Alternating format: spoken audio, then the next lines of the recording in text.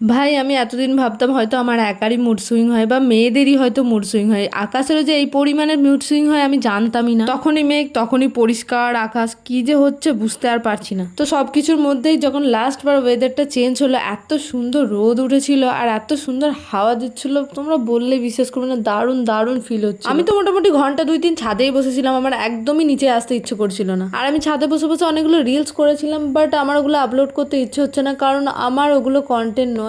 তো ওগুলো এখন আমার ফোনে বসে বসে স্টোরেজ খাচ্ছে গাইস। উফ, জাস্ট দেখো, লুক এট দিস।